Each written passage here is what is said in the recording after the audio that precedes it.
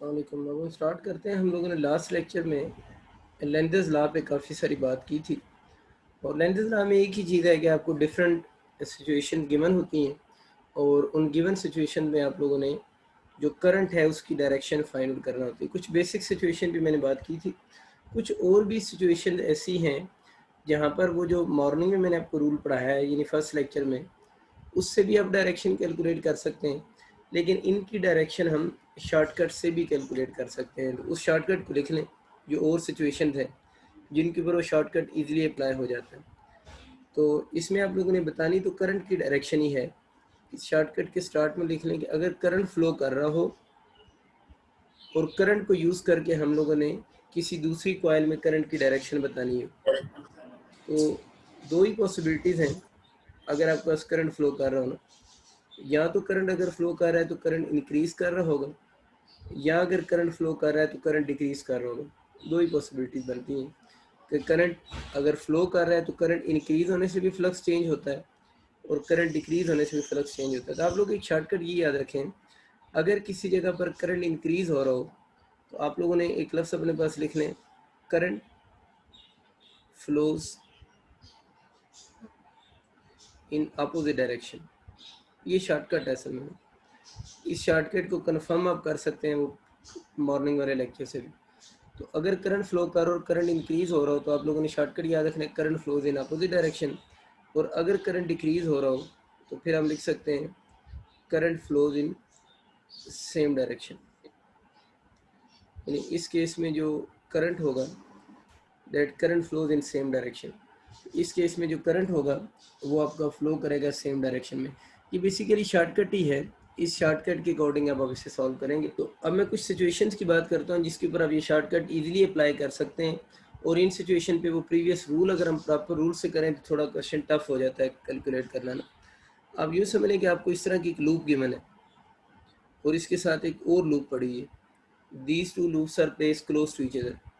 यूँ समझे ना, जिस तरह ये मेरा हाथ है ना, यहाँ पर एक लूप में यूँ करंट फ्लो कर रहा है, एक इधर लूप है इसमें करंट फ्लो कर रहा है। यानी ये 3D में आप इसको सोचेंगे ना कि दोनों लूप 3 डायमेंशन में एक दूसरे के पास पड़ी हुई हैं। सपोज करते हैं इस लूप में वो कहता है करंट, ये कौन सा बना, एंटी क्लॉकवाइज फ्लो कर रहा है, ACW anti clockwise current flow कर रहा है। और आपसे क्वेश्चन में कहते हैं इस लूप में करंट की डायरेक्शन बताएं। ये जो भी मैं जितनी भी बातें करूंगा इनके ऊपर शॉर्टकट अप्लाई होता है, उससे करें तो ज़्यादा अच्छा है। अब डिपेंड करता है इस लूप में करंट की डायरेक्शन क्या होगी। मैं दोनों सिचुएशन बना देता हूँ। सपोज करें ये वही लूप है, ये दोनों लूप से एक दूसरे के क्लोज पड़ी हुई हैं और इस लूप में अगेन एंटी क्लॉकवाइज ही करंट फ्लो कर रहा है। ये तो मैं गिवन होगा ना, एंटी क्लॉकवाइज करंट। अब इस लूप में करंट की डायरेक्शन बतानी है तो एक पॉसिबिलिटी ये हो सकती है कि इस लूप में करंट इंक्रीज हो रहा है, एंटी क्लॉकवाइज करंट फ्लो कर रहा है, बस इस लूप में करंट इंक्रीज हो रहा है। ज़रा करंट इस लूप में चेंज होगा तो इसमें इंड्यूस ईएमएफ प्रोड्यूस होगी ना। इंड्यूस ईएमएफ क्यों प्रोड्यूस होगी, करंट इंक्रीज होगा, फ्लक्स चेंज होगा, फ्लक्स चेंज होने से इंड्यूस ईएमएफ प्रोड्यूस होगी। तो इंड्यूस ईएमएफ प्रोड्यूस होने के लिए फ्लक्स का करंट का इंक्रीज या करंट का डिक्रीज होना ज़रूरी है। बेसिक सा कंसेप्ट है। तो करंट अगर इंक्रीज हो रहा है, इस लूप में आप लोगों ने करंट की डायरेक्शन बतानी, क्लोज लूप है तो करंट होगा। तो क्या शॉर्टकट है, अगर करंट इंक्रीज हो रहा हो तो मैंने बोला current flows in opposite direction, फिर करंट फ्लो करेगा अपोजिट डायरेक्शन में। इसमें करंट कैसे फ्लो कर रहा है, एंटी क्लॉकवाइज। इसमें फिर करंट ने कैसे फ्लो करना है, क्लॉकवाइज करंट फ्लो करेगा, CW। आसान सा हल है कि अगर इसमें एंटी क्लॉकवाइज करंट फ्लो कर रहा है और करंट अगर इंक्रीज हो रहा है तो दूसरी लूप में इंड्यूस जो करंट होगा ना, ये जो इस लूप में बच्चों करंट फ्लो कर रहा है, ये आई प्राइम लिख देता हूँ, ये कौन सा करंट है, इंड्यूस करंट है। वो जो इंड्यूस करंट होगा, आप लोगों ने रूल याद किया ना, एंटी क्लॉकवाइज। तो अगर करंट इंक्रीज हो रहा हो तो current flow in opposite direction. इसमें एंटी क्लॉकवाइज, उसमें देखें कौन सा है, क्लॉकवाइज होगा। बहुत आसान सी बात। अगेन इसमें करंट एंटी क्लॉकवाइज ही फ्लो कर रहा है बट करंट इसमें डिक्रीज हो रहा है। करंट डिक्रीज हो रहा है तो क्या शॉर्टकट होता है, अगर करंट डिक्रीज हो रहा हो तो current flows in same direction. इसमें जो देखो करंट अगर डिक्रीज हो रहा है और इसमें अगर एंटी क्लॉकवाइज करंट फ्लो कर रहा है तो इसमें भी अब आप लोगों का जो करंट फ्लो करेगा वो एंटी क्लॉकवाइज ही करंट फ्लो करेगा। तो करंट अगर डिक्रीज हो रहा हो तो current flows in same direction. आप चाहें तो इसमें भी पोल्स वगैरह वाली सारी बातें उसी तरह अप्लाई कर सकते हैं जिस तरह मैं लास्ट लेक्चर में कह रहा था, लेकिन आप बेहतर तो ये है कि इसको इसी पैटर्न पे याद रखें।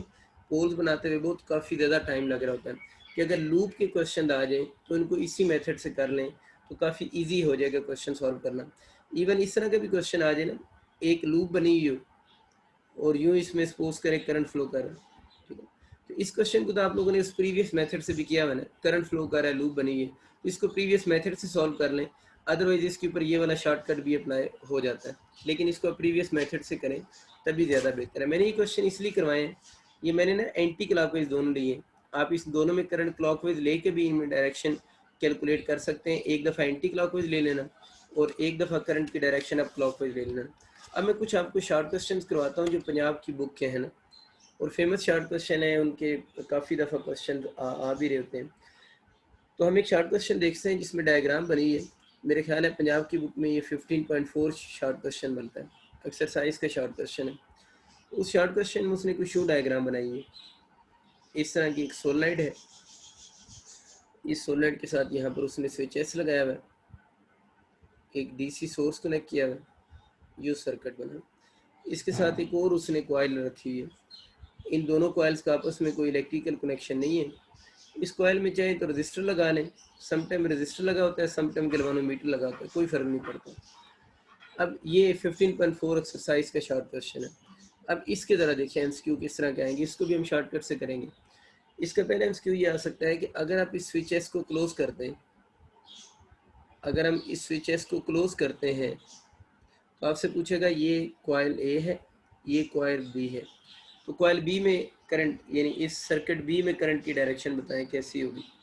आप लोगों ने जब स्विच को क्लोज करना है, देखो जैसे आप स्विच को क्लोज करोगे तो स्विच को क्लोज करने का मतलब क्या है, करंट जीरो से अपनी मैक्सिमम वैल्यू तक इंक्रीज करेगा ना। सपोज करें इस सर्किट में स्विच एस क्लोज करने से इस बैटरी की वजह से 10 एम्पेयर तक करंट जा सकता है, एग्जाम्पल दे रहा हूँ, 10 एम्पेयर तक जा सकता है, तो सडन तो 10 एम्पेयर नहीं हो जाएगा ना, 0 से 10 एम्पेयर तक डेवलप होते हुए कुछ माइक्रो सेकंड जरूर लगेंगे। मैं ये बोल रहा हूँ जैसे हम स्विच एस क्लोज करेंगे इनिशियली करंट इंक्रीज करेगा।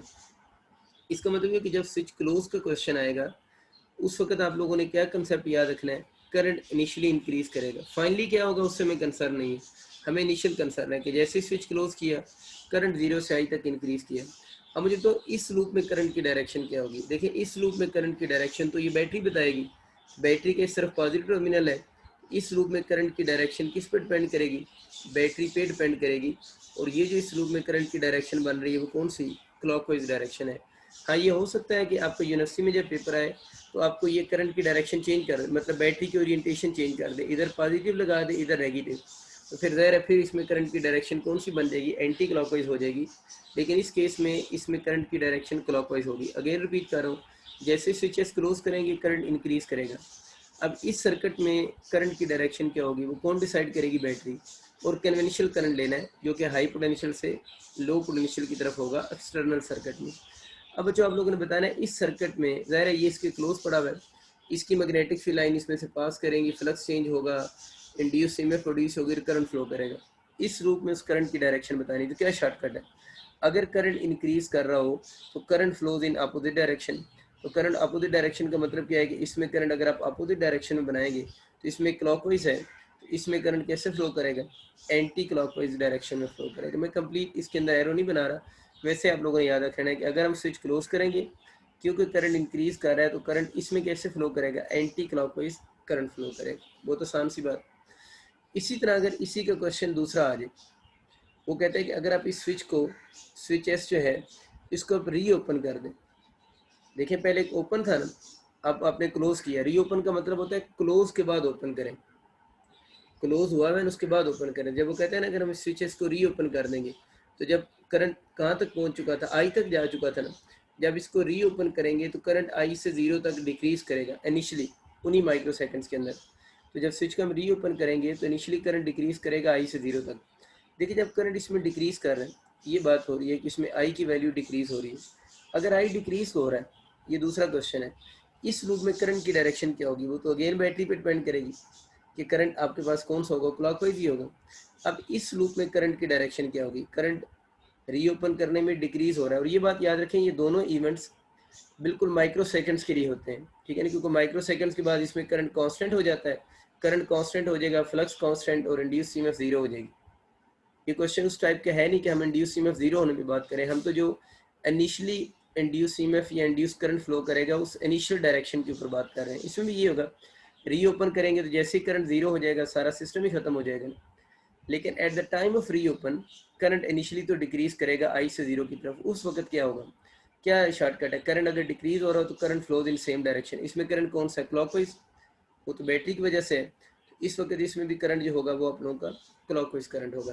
तो बच्चों शॉर्ट क्वेश्चन नंबर 15.4 है, इंपॉर्टेंट शॉर्ट क्वेश्चन है। अगर इस टाइप के कोई क्वेश्चन आ जाए तो आप लोग कर सकते हैं।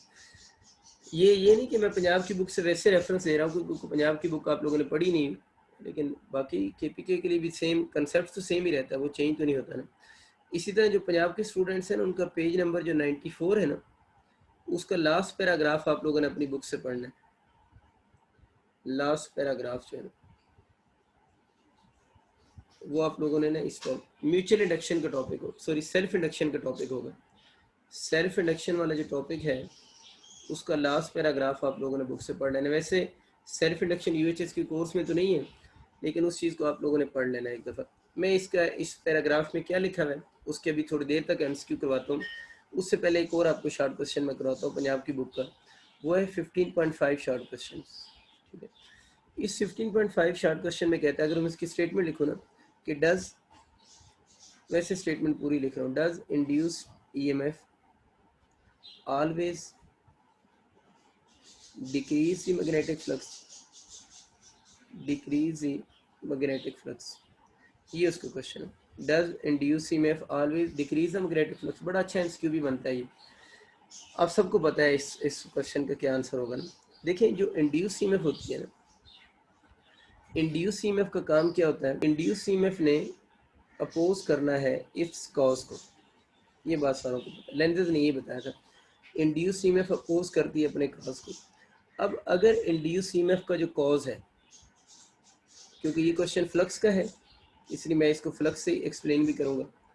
अगर इंड्यूस ईएमएफ का कॉज इंक्रीज इन फ्लक्स हो, ये फाई है, अगर इंड्यूस ईएमएफ का कॉज इंक्रीज इन फ्लक्स हो तो फिर इंड्यूस ईएमएफ क्या करेगी, इंड्यूस ईएमएफ डिक्रीज इट।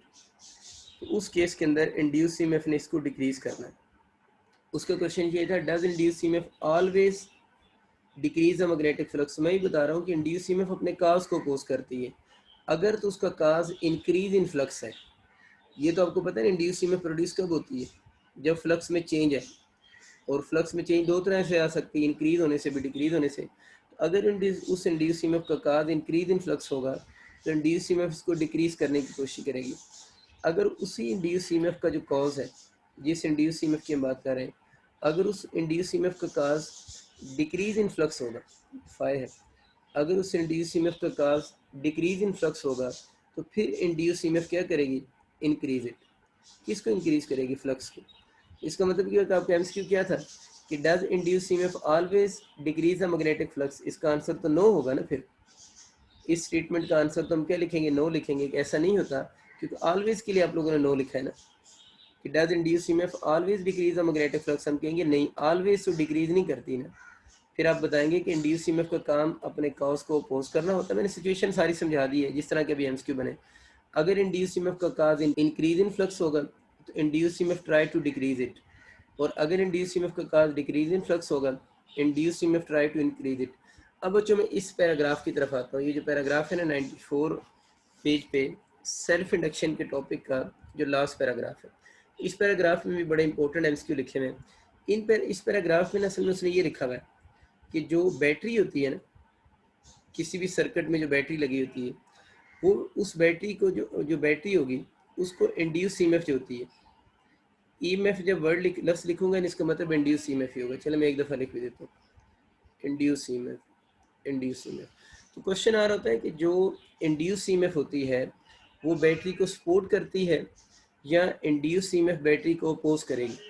तो क्वेश्चन ये है कि जो इंड्यूस ईएमएफ कॉइल में प्रोड्यूस हो रही है वो बैटरी को सपोर्ट करेगी या वो बैटरी को अपोज करेगी। तो इंड्यूस ईएमएफ जो है, एक ही दफ़ा लिख लें, तो जो इंड्यूस ईएमएफ होगी वो बैटरी को क्या कर सकती है, दोनों काम कर सकती है। इंड्यूस ईएमएफ बैटरी को अपोज भी कर सकती है और इंड्यूस ईएमएफ बैटरी को सपोर्ट भी कर सकती है। तो दोनों पॉसिबिलिटीज होती हैं कि जो सर्किट में इंड्यूस ईएमएफ प्रोड्यूस हो रही है, ये इंड्यूस ईएमएफ इस बैटरी को अपोज भी कर सकती है और ये इंड्यूस ईएमएफ बैटरी को सपोर्ट भी कर सकती है। बड़ी आसान सी बात है, मैं इसको एक्सप्लेन करता हूँ थोड़ा सा। देखें, मैंने बोला ना, ये वाला जो पैराग्राफ में बातें लिखी हुई है ना, वो म्यूचुअल इंडक्शन का पैराग्राफ है। अगर म्यूचुअल इंडक्शन का है तो उस सर्किट में फिर आपके पास एक ही बैटरी लगी होनी चाहिए, यानी एक ही कॉइल होगी। चलिए यहाँ पर अपनी आसानी के लिए रजिस्टर भी लगा लेते हैं ताकि बात और अच्छी समझ आ जाएगी। वेरिएबल रजिस्टर वोल्टेज सोर्स लगा दिया, स्विच को चलें क्लोज ही कर देते हैं। अब ज़्यादा अच्छा हो गया ना, स्विच की बजाय आप लोगों ने रजिस्टर लगा लिए। देखिए आप लोग एक चीज़ इसमें ये समझें कि अगर आपके पास अब इस कॉइल में इंड्यूस ईएमएफ जो प्रोड्यूस होनी है, उस इंड्यूस ईएमएफ ने जो प्रोड्यूस होना है वो टू रीजन की वजह से प्रोड्यूस होना है। अब देखिए इस सर्किट में तो करंट फ्लो करेगा, ये तो करंट का क्वेश्चन है, फ्लक्स की तरफ जाने की जरूरत नहीं। अगर इस सर्किट में अब आपको पता है ना, ये हम आर को चेंज करेंगे, करंट का और रेजिस्टेंस का इनवर्स रिलेशन होता है ना। अगर हम इस रेजिस्टेंस को चेंज करेंगे तो रेजिस्टेंस को चेंज करने से करंट क्या होगा, चेंज होगा। वो बातें आगे आपको आती है, करंट चेंज होगा, फ्लक्स चेंज होगा, और फ्लक्स चेंज होने से इंड्यूस ईएमएफ प्रोड्यूस होगी। हम बात करंट की करेंगे इंस्टेड ऑफ फ्लक्स। इस कॉइल में जो इंड्यूस ईएमएफ प्रोड्यूस हो सकती है, वो ये कह रहा है कि अगर उस इंड्यूस ईएमएफ का काज, इस इंड्यूस ईएमएफ का काज इंक्रीज इन करंट, अगर जो इंड्यूस ईएमएफ प्रोड्यूस हो रही है, इसका सी दूसरे पेज पे चला गया, इस इंड्यूस ईएमएफ का जो काज है वो इंक्रीज इन करंट हो, ठीक है। अब इसने क्या करना है, अपने काज को अपोज करना है। तो अगर इसका काज इंक्रीज इन करंट होगा तो इंड्यूस ईएमएफ क्या करेगी, ट्राई टू डिक्रीज करंट। अगर इसका काज इंड्यूस ईएमएफ का इंक्रीज इन करंट होगा तो इंड्यूस ईएमएफ ने क्या करना है, इंड्यूस ईएमएफ जो होगी try to decrease current. Induce EMF ये काम करेगी, try to decrease current. Induce EMF current को डिक्रीज करने की कोशिश करेगी। क्यों करेगी, इसने अपने काज को अपोज करना है। जब ट्राई टू डिक्रीज करंट करेगी तो करंट कौन दे रही है, भला इस सर्किट में करंट ये बैटरी दे रही है। तो इस केस में इंड्यूस ईएमएफ जो इसमें प्रोड्यूस हो रही है, उसने इस बैटरी को अपोज करना है।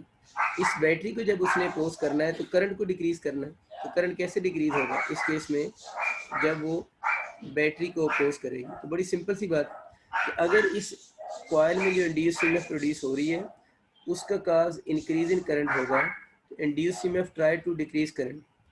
इंड्यूस ईएमएफ करंट को डिक्रीज करने की कोशिश करेगी। इंड्यूस ईएमएफ अगर करंट को डिक्रीज करने की कोशिश कर रही है तो करंट को डिक्रीज कैसे करेगी, बैटरी को अपोज करेगी, तो करंट डिक्रीज हो जाएगा। बैटरी को वैसे फिजिकली अपोज कैसे करेगी, ये आपको आइडिया होगा कि अगर इंड्यूस ईएमएफ का काज इंक्रीज इन करंट होगा, induce EMF try to decrease current, current को डिक्रीज करने के लिए बैटरी को अपोज कर रहा है। मैं वैसे आपको समझा रहा था फिजिकली बैटरी को कैसे अपोज करेगी, वो तो चले थ्योरी में समझ आ गया। देखिए इंड्यूस ईएमएफ का मतलब क्या होता है, होता तो ये भी पोटेंशियल डिफरेंस ही है ना, होता तो ये भी पोटेंशियल डिफरेंस है। तो ये क्या करेगा, ये अपना इस तरफ पॉजिटिव टर्मिनल बनाएगा और इस तरफ कौन सा बनाएगा, नेगेटिव टर्मिनल बनाएगा। अब जब यहाँ से करंट आ रहा है तो ये करंट किस वजह से, कन्वेंशनल करंट है, which is due to motion of कौन से चार्जेस होता है, पॉजिटिव चार्ज कैरियर होता है। ये जब ये इंड्यूस ईएमएफ का अपना इस तरफ पॉजिटिव होगा तो ये पॉजिटिव पॉजिटिव को क्या करेगा, रिपेल करेगा ना। जब रिपेल करेगा तो करंट क्या हो जाएगा, डिक्रीज हो जाएगा। करंट डिक्रीज होने का मतलब है ये बैटरी को क्या कर रहा है, अपोज कर रहा है। इस तरह समझ लें कि करंट के फ्लो समझ लें, conventional current due to motion of positive charge carrier, इधर इस पोटेंशियल डिफरेंस ही होता है ना इंड्यूस ईएमएफ भी।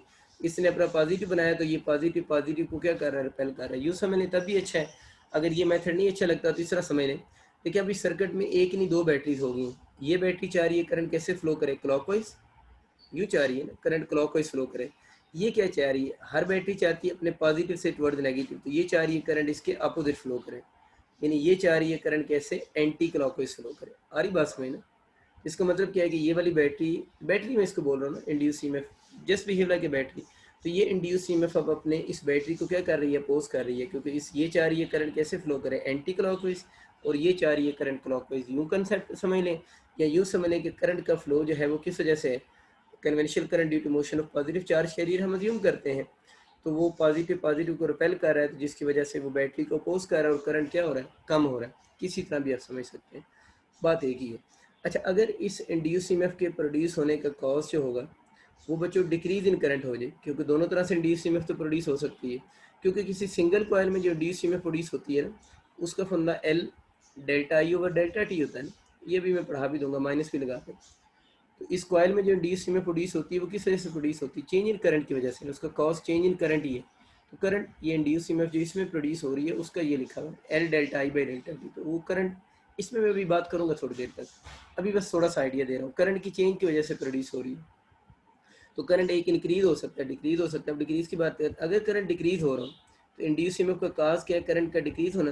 तो इंड्यूस ईएमएफ क्या करेगी, try to increase I. Induce EMF ये चाहेगी कि करंट सर्किट में क्या हो रहा हो, इंक्रीज हो रहा हो। अगर इंड्यूस ईएमएफ ये क्या चाहती है, करंट सर्किट में इंक्रीज हो रहा हो, तो करंट कौन दे रही, बैटरी। तो इस केस में उसको बैटरी को क्या करना पड़ेगा, सपोर्ट करना पड़ेगा। अब आप खुद डायग्राम बना लेना, जब बैटरी को सपोर्ट करने की बारी आएगी तो यहाँ पर नेगेटिव, पॉजिटिव की बजाय क्या होना चाहिए, नेगेटिव, और नेगेटिव की बजाय क्या होगा, पॉजिटिव। अब यूँ सोच लो, ये चाह रही है करंट कैसे फ्लो करे, क्लॉकवाइज फ्लो करे, इसका पॉजिटिव इधर है ना। तो ये भी चाह रही है करंट कैसे क्लॉकवाइज फ्लो करे। देखिए ये चाह रही है करंट क्लॉकवाइज, इसका पॉजिटिव इधर है ना, तो ये भी चाह रही है क्लॉकवाइज। तो इन शॉर्ट दोनों बैटरीज एक दूसरे को सपोर्ट कर रही हैं।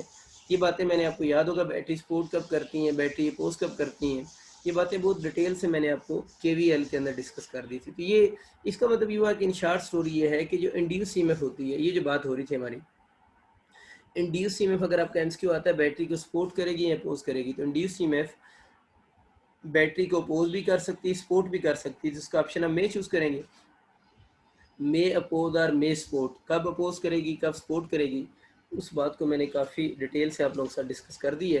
बस ये इसका बेसिक और फंडामेंटल से कुछ चीज़ें हैं जो आप लोगों ने याद रखनी है। जो पंजाब की बुक में सेकंड पेज पे थ्योरी लिखी हुई है ना, बुक का जो पेज 2 है, उसको अगर मैं थोड़ा शॉर्ट फॉर्म में लिखूँ तो उसमें एक दो एमसीक्यू बनते हैं, उन एमसीक्यू को मैं लिख देता हूँ। उसमें एक एमसीक्यू ये बनता है कि which of the following, which of the following is correct method, which of the following method, which of the following is correct method to increase induced current। बड़ा सिंपल सेंस, क्यों ये बुक में लिखा हुआ है सारी बातें कि कौन सा करेक्ट मेथड है to increase the induce current. ठीक है ना, ए ऑप्शन आप इसमें ये लिख लें, using stronger magnetic field, using stronger, B लिख दूँ, ठीक है ना, बी मीन मतलब मैग्नेटिक फील्ड। दूसरा लिख लें moving the loop faster, moving loop faster, loop को फास्ट मूव करवाएंगे फ्लक्स ज़्यादा चेंज होगा। मैग्नेटिक फील्ड स्ट्रॉन्गर होगा तो फिर भी फ्लक्स में चेंज ज़्यादा आएगी। देखिए ना, फ्लक्स क्या होता है, बी इंटू ए होता है, तो बी ज़्यादा होगा तो फ्लक्स ज़्यादा चेंज होगा। लूप को फास्ट मूव करवाएंगे तब भी rate of change of flux बढ़ जाएगा। और फिर वो कह रहा है कि replacing the loop by a coil of many turns. देखिए ना, जो फ्लक्स का फर्मूला होता है, ये अगर एक कॉइल है तो उसमें फ्लक्स 5 होगा, अगर उसमें n कॉइल्स हैं तो n कॉइल में फ्लक्स कितना हो जाएगा, n5 होगा ना। तो जितनी नंबर ऑफ कॉइल ज़्यादा होंगी उतना आपको पता है फ्लक्स की वैल्यू भी क्या होगी, ज़्यादा होगी ना। तो ये बात कर रहा है कि आप लोग अगर एक कॉइल की बजाय उसमें नंबर ऑफ़ कॉइल यूज़ करते हैं, यानी जितनी ज़्यादा आप कॉइल यूज़ करेंगे उतना फ्लक्स भी आपका ज़्यादा होगा। इस चीज़ को वैसे हम क्या बोलते हैं, चलिए इसके बाद में बात करता हूँ। तो जितनी कॉइल ज़्यादा यूज़ करेंगे उतना फ्लक्स भी आप लोगों का ज़्यादा ही होगा। तो डेल्टा ऑप्शन इसका बनेगा ऑल ऑफ अबव। इसका ऑप्शन आपको नज़र आ रहा है, ऑल ऑफ अबव ऑप्शन होगा। तो ये बेसिकली बुक की लाइंस हैं, बुक में इसने ये पॉइंट्स लिखे हुए हैं कि कौन सा ऐसा मेथड है जिससे आप जो है वो इंड्यूस करंट को इंक्रीज़ कर सकते हैं। ये सारी बातें इंड्यूस करंट को इंक्रीज़ करने के लिए यूज़ होती है। वैसे मैंने बातें पहले भी आपको समझाई थी, दोबारा रिपीट कर दे। तो ये जो N5 मैंने लिखा है ना, इस N5 को हम बोलते हैं फ्लक्स लिंकेज। N5 को हम क्या बोलते हैं, फ्लक्स लिंकेज। तो ये भी आपको क्वेश्चन कभी आ सकता है कि आप जो है वो फ्लक्स लिंकेज कैलकुलेट करके दें। तो फ्लक्स लिंकेज जो हम बोलते हैं, जो इस फार्मूले में N5 लिखा हुआ है, उसी N5 को फ्लक्स लिंकेज कहते हैं। इसको भी अपने पास नोट करना है, अगर इसका कभी न्यूमेरिकल आ जाए कि फ्लक्स लिंकेज कैलकुलेट करें, उसके लिए आपको नंबर ऑफ टर्न्स और क्या चाहिए, 5 चाहिए। तो जितनी फ्लक्स लिंकेज ज़्यादा होगी, अंडरस्टूड सी बात है कि उतना फ्लक्स भी क्या होगा, ज़्यादा होगा। तो फ्लक्स लिंकेज की अगर हम यूनिट की बात करें तो फ्लक्स लिंकेज की यूनिट वही होगी जो फ्लक्स की होती है, और इसकी यूनिट क्या बनेगी, वेबर ही फ्लक्स लिंकेज की यूनिट होती है। तो फ्लक्स लिंकेज का आपको एक छोटा सा कंसेप्ट समझ आ गया, वो हम N5 को कहते हैं, और फ्लक्स लिंकेज की यूनिट क्या होगी, वेबर इसकी यूनिट बनती है। ठीक है, बाकी मैंने आपको बता दिया था कि जो इंड्यूस करंट होता है वो रेजिस्टेंस पे डिपेंड करता है। Induce current depend on resistance, but आपको बताया था कि जो इंड्यूस ईएमएफ होती है, इंड्यूस ईएमएफ जो है वो रेजिस्टेंस पे डिपेंड नहीं करती, बट इंड्यूस करंट जो होगा वो डिपेंड करेगा किस चीज़ पे, रेजिस्टेंस पे डिपेंड कर रहा होगा। और ये बातें हमारी हो चुकी हैं, इस पर हम बात नहीं करेंगे। अच्छा, एक क्वेश्चन, एक टॉपिक हमारा बेसिकली है, बुक में लिखा हुआ है फैक्टर्स ऑफ इंड्यूस ईएमएफ को डिस्कस करें ना। देखिए, इंड्यूस ईएमएफ के फैक्टर्स की तो हम लोगों ने बात कर ली है वैसे। Factors of induce EMF, factor of induce EMF तो उसमें आ जाते हैं, जब हम फैराडेज लॉ आप लोगों ने पढ़ा है तो इंड्यूस ईएमएफ के सारे फैक्टर्स आ गए थे कि इंड्यूस ईएमएफ डिपेंड करती N delta phi over delta T, हम लोगों ने पढ़ा। और उसके बाद आप लोगों ने एन फ्लक्स को आप लोगों ने क्या लिख सकते हैं, बी ए कॉस थीटा ओवर टाइम। तो यहाँ से फैक्टर तो आपको आइडिया हो रहा है कि इंड्यूस ईएमएफ टर्न पे, rate of change of flux पे, नंबर ऑफ टर्न्स पे, magnetic field area, angle, time, इन सारी चीज़ों पे इंड्यूस ईएमएफ डिपेंड कर रही है। लेकिन ये इतना ब्रॉड कंसेप्ट है कि फैक्टर्स ऑफ इंड्यूस ईएमएफ बताएं, क्योंकि हर सिचुएशन में इंड्यूस ईएमएफ डिफरेंट वे से प्रोड्यूस होती है ना। तो आप लोगों ने, मैं सारे फार्मूले आपको लिख देता हूँ, आप लोगों ने सबकी थोड़ी सी प्रैक्टिस कर लेनी। इस पर मैं बात ज़्यादा इसलिए नहीं कर रहा, ये बात तो हमारा लास्ट टाइम पूरा लेक्चर इस चीज़ पे था ना। इस पे पूरा लेक्चर इसलिए था कि ये हमारा यूएचएस में टॉपिक मेंशन है। वैसे बाकी जो टॉपिक्स हैं उनको हम जल्दी से थोड़ा सर्वाइज करते हैं। एक इसमें टॉपिक है मोशनल ईएमएफ वाला। ये जो आप में से ईटा वगैरह वाले हैं वो तो इन बातों को बहुत ध्यान से सुने, लेकिन जो अब एमडी कैट वाले हैं वो बस फार्मूलाज को थोड़ा सा माइंड में रख लें कि शायद चांस है कि इस तरह का क्वेश्चन आ जाए, लेकिन बात ध्यान से सुन ले तो फ़ायदा ही है। देखिए, मोशन ईएमएफ के टॉपिक में हम क्या पढ़ते हैं, मैं ये क्यों सारी बातें अब करने लगा हूँ, क्योंकि टॉपिक है फैक्टर्स ऑफ इंड्यूस ईएमएफ बताएं। तो इस चैप्टर में तकरीबन हर टॉपिक के अंदर इंड्यूस ईएमएफ की बात हुई है। तो पता नहीं वो किस इंड्यूस ईएमएफ के फैक्टर की बात कर रहा है, वो तो हर जगह फैक्टर थोड़े थोड़े क्या होते जाएंगे, चेंज होते जाएंगे। इसलिए मैं सारे ही आपको फार्मूले लिख देता हूँ ताकि किसी तरह का डाउट ना रह जाए पेपर में। सपोज करें एक कंडक्टर है जो बुक में लिखा हुआ है, जिसकी लेंथ एल है, उसको हम इस डायरेक्शन में मैग्नेटिक फील्ड में विद वेलोसिटी वी मूव करवा रहे हैं, जिस तरह डायग्राम में शो हो रहा है। और हम लोगों ने पढ़ा था कि अगर किसी कंडक्टर को मैग्नेटिक फील्ड में मूव करवाएं विद सम वेलोसिटी, तो उसके अंदर एक ईएमएफ प्रोड्यूस होती है, उसकी मोशन की वजह से। उस ईएमएफ को हम मोशनल ईएमएफ कहते हैं। और मोशनल ईएमएफ का फॉर्मूला होगा वी बी एल, कौन सा बनेगा, साइन थीटा होगा। और here theta is angle between V and V, velocity और मैग्नेटिक फील्ड के दरमियान में एंगल है। वेलोसिटी इस वक्त मैग्नेटिक फील्ड इनवर्ड, इस डायग्राम के लिए तो एंगल कितने डिग्री बनता है, वी और बी में 90 डिग्री एंगल होगा। तो ये आप लोगों ने मोशन ईएमएफ का फॉर्मूला याद रखना है। तो मोशन ईएमएफ किस फैक्टर पर डिपेंड करती है, स्पीड ऑफ कंडक्टर पे, मैग्नेटिक फील्ड पे, उस कंडक्टर की लेंथ पे, और angle between V and B पे डिपेंड करती है। अब अच्छा, सपोज कर इसका कभी कोई न्यूमेरिकल आ जाता है, फिर भी मसला तो आपका नहीं है। अगर आपको कंडक्टर की लेंथ पता है, जिस स्पीड से मूव कर रहा है, और मैग्नेटिक फील्ड और एंगल पता है, तो आप इस फार्मूले से मोशन ईएमएफ को न्यूमेरिकल आ जाए उसको भी सॉल्व कर सकते हैं। ये बात आपको पता है कि मोशन ईएमएफ किस एंगल पे मैक्सिमम होगी, 90 डिग्री पे मैक्सिमम होगी, ठीक है ना, वी बी एल हो जाएगा। और ये मैक्सिमम किस एंगल पर हुई है, 90 डिग्री पे मैक्सिमम होगी। अब ये ना सोचना कि माइनस की वजह से मिनिमम हो जाएगी। यहाँ पर जो माइनस साइन यूज़ हो रहा है वो तो माइनस साइन आपको पता है ना, अलजेब्रिक माइनस नहीं है, मतलब चीज़ों को ये छोटा बड़ा नहीं कर रहा है। ये माइनस साइन तो किसका है, डायरेक्शन का माइनस लगा हुआ है, ये चीज़ों को छोटा बड़ा नहीं कर रहा। ये जो माइनस साइन है वो डायरेक्शन का माइनस है। तो maximum D C M F का फार्मूला या मोशन ई एम एफ का formula minus V B L होगा। अगर इसको ऊपर वाले फार्मूले में पुट कर दूँ तो induce E M F equal to E max into sine theta नहीं हो जाएगा। ये पैटर्न बहुत पुराना घिसा पीटा हो चुका है। अब आपको इसके क्वेश्चन आते हैं, मैं एक आधा फिर भी क्वेश्चन लिख सकता हूँ। आपसे पूछ सकता है at what angle induce EMF या मोशन ईएमएफ कह देगा, at what angle motion EMF become half of its maximum value, कि किस एंगल में मोशन ईएमएफ हाफ हो जाएगी अपनी मैक्सिमम वैल्यू के से। 5 से कंपेयर हुआ 5 मैक्स से। तो यहाँ पर जो भी नंबर बच्चों लिखा होगा उस नंबर ने किससे कंपेयर होना है, साइन थीटा से। तो यहाँ पर साइन थीटा किसके इक्वल हो जाएगा, 1/2। तो साइन 1/2 किस एंगल पर होगा, 30 डिग्री, या π/6 रेडियन हो जाएगा। ये कंसेप्ट ऑलरेडी आपको पता है, लेकिन फिर भी मैंने काफ़ी ब्रीफ इसको डिस्कस कर दिया है ताकि आपको इसका आइडिया हो जाए। अच्छा, इसके बाद एक और ईएमएफ का टॉपिक आपकी बुक में है, वो है सेल्फ इंडक्शन। सेल्फ इंडक्शन वाले टॉपिक में आपको पता है एक ही कॉइल यूज़ होती है ना, अभी जो मैंने बनाई भी थी उस तरह सिंगल कॉइल यूज़ होती है। इस सिंगल कॉइल के साथ आप लोग चाहें तो बैटरी लगा दें, और यहाँ पर आप लोगों ने वेरिएबल रजिस्टर लगा दिया करंट चैनल को चेंज करने के लिए। अब इस सिंगल कॉइल में जो इंड्यूस ईएमएफ प्रोड्यूस होगी, इसका फॉर्मूला मैंने थोड़ी देर पहले लिखा भी था, -L डेल्टा आई ओवर क्या बनेगा, डेल्टा टी होगा। तो इसका मतलब ये हो कि सिंगल कॉइल में जो इंड्यूस ईएमएफ प्रोड्यूस होती है वो डिपेंड करती है rate of change of current पे। एल के बारे में ऑलरेडी आप सब जानते हैं, एल इज़ बेसिकली कांस्टेंट है। वैसे तो एल यहाँ पर कांस्टेंट है कॉल्ड सेल्फ इंडक्शन। इस कांस्टेंट को हम सेल्फ इंडक्टेंस, सॉरी इंडक्शन ही कहेंगे, सेल्फ इंडक्टेंस। सेल्फ इंडक्टेंस क्या होती है, इस टॉपिक की और डिटेल्स क्या हैं वो हम अपनी ईटा की क्लास में सेपरेट भी पढ़ेंगे। लेकिन अभी क्योंकि मैं एमडी कैट में जस्ट इसकी इंट्रोडक्शन दे रहा हूँ, तो जो ईटा के स्टूडेंट्स हैं उन्होंने ये नहीं समझना कि हम इतना ही पढ़ेंगे, हम इसकी डिटेल में भी जाएंगे। हम सेल्फ इंडक्टेंस पे तकरीबन 25-30 मिनट बात करेंगे, बहुत इंपॉर्टेंट कंसेप्ट है। लेकिन यहाँ पर क्योंकि हम एमडी कैट के अकॉर्डिंग चीज़ें पढ़ रहे हैं तो वहाँ पर इसकी कोई इंपॉर्टेंस नहीं है। मतलब बस आपको फार्मूला पता होना चाहिए कि इंड्यूस में इस फार्मूले से भी कैलकुलेट हो सकती है, इससे भी कैलकुलेट हो सकती है। अच्छा, सेल्फ इंडक्टेंस की वैसे यूनिट वगैरह आप अपने पास माइंड में रख लीजिएगा। इसकी यूनिट होती है वोल्ट सेकंड पर एम्पेयर, इसकी यूनिट होती है। इसको हेनरी भी बोलते हैं, HENR में। इसकी unit volt second per ampere होती है, इसको हेनरी भी कहते हैं। इसी टॉपिक में उसने एक और फार्मूला लिखा हुआ है, अगर इस कॉइल में टर्न n हो और एक टर्न का फ्लक्स 5 हो ना, तो इसमें जो टोटल फ्लक्स पास करेगा वो N5 हो जाएगा। वो कह रहा है इज इक्वल टू LI होगा। ये फार्मूला भी थोड़ा सा माइंड में रख लेना कि अगर कभी सेल्फ इंडक्टेंस का क्वेश्चन आ जाए तो N5 ओवर कौन सा हो जाएगा, I के इक्वल हो जाएगा।